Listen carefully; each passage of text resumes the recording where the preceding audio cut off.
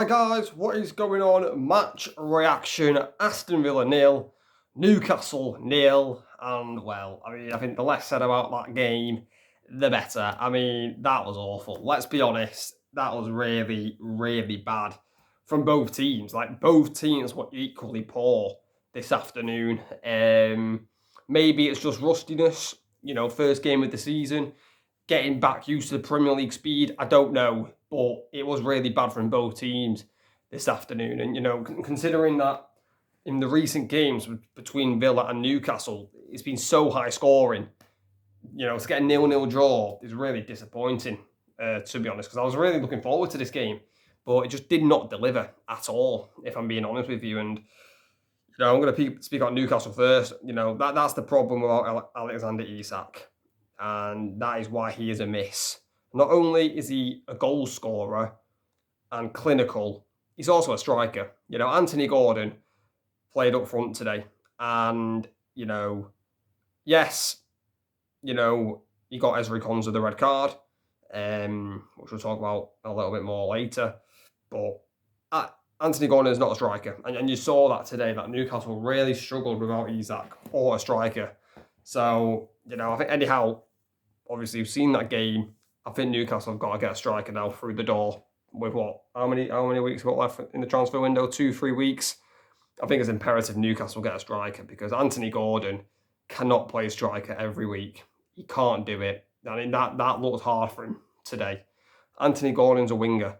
He's not a striker, and I feel like if Newcastle do not sign a striker, and if they let Isak go, I think Newcastle could struggle this season big time after watching that performance, because they look a little bit lost without Isak today. They really did. Yes, Newcastle were better than Villa today. They were the better team. They had more shots, more possession, but they didn't have that many chances. I think they had like 3 good chances, Newcastle, in this game. And, we'll talk about Villa in a little bit, because they were poor as well today, Aston Villa. But, yeah, Newcastle really need to sign a striker. I think even if Isak stays, I still think you've got to get a striker, because I'm not sure if Isak's going to play this season for Newcastle. If he does stay, I think you've got to get a striker in. I think they're looking at Visser. You've got to get him in quick after watching that. But moving on to Villa, jeepers, wow. Villa were bad. If Newcastle were bad, Villa were even worse. Opening game of the season, Villa Park, lunchtime kickoff. Every single fan in that stadium is expecting something, and they just didn't get anything today, them fans. And is it cause for concern for Villa? I don't know. It was just shocking from both teams, and the only thing I can say is I just think both teams are just getting used to it again, back into the Premier League speed things. That's what it must be, because these two teams are not as bad as what they shown today. Like, they're not. Villa didn't even have a shot in the first half. Aston Villa. Opening game at home, that's poor. They were the first team, Aston Villa, not to have a single shot at home since Fulham against Manchester City. And that was in May 2024. So, yeah, I don't really know what went on with both teams today. Just a lack of quality. The passing was shocking from both teams. Yeah, just a weird game, to be honest. I didn't expect it. I was expecting goals in this one, and we just didn't really get any. But, we did get a couple of chances, which we'll talk about now. We'll talk about the red card as well. But Newcastle really should have took the lead in this game. I think it was like 3 minutes into the game, Anthony Elanga with a huge chance on his Newcastle Premier League debut. I'm not sure who slips him in. I think it's Tonali. And, I think the 2 Villa players fall over each other. Elanga gets in behind, and it's a really good save by Bizot. Obviously, Bizot taking Emi Martinez's place, because Martinez got a red card in the final game of last season against Manchester United. But yeah, really good save by Bizot. You just guessed where Elanga was going to go, really. Went early, got strung onto it. Elanga really should have scored, to be honest.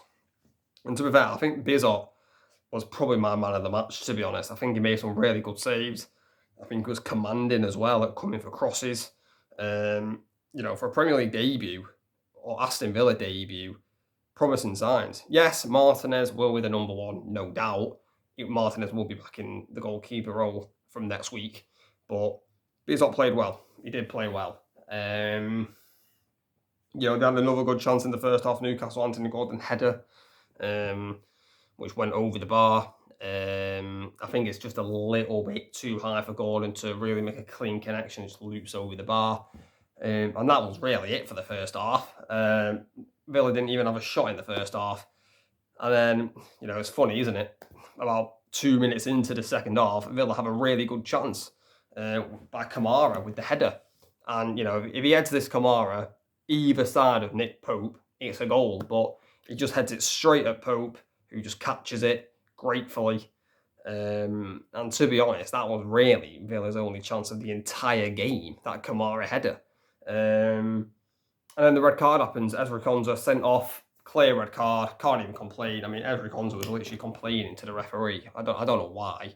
They win it back in midfield. Newcastle, misplaced pass by Villa.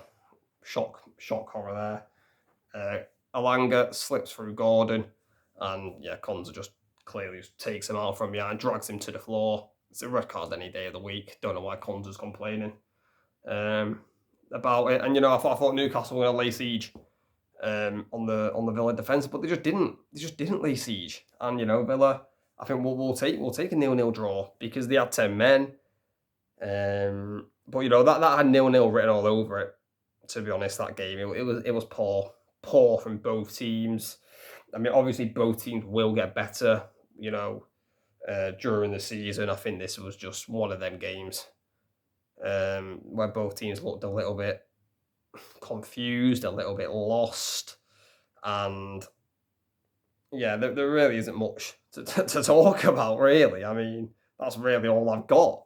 But there's no doubt that these teams will get better as the season goes on. I think these teams will have really good seasons, but I just think it's a little bit cause for concern after that opening game because it was poor by both teams. But guys, let me know in the comments your thoughts on the match. Make sure to like, subscribe, turn on notifications, and I'll catch you later.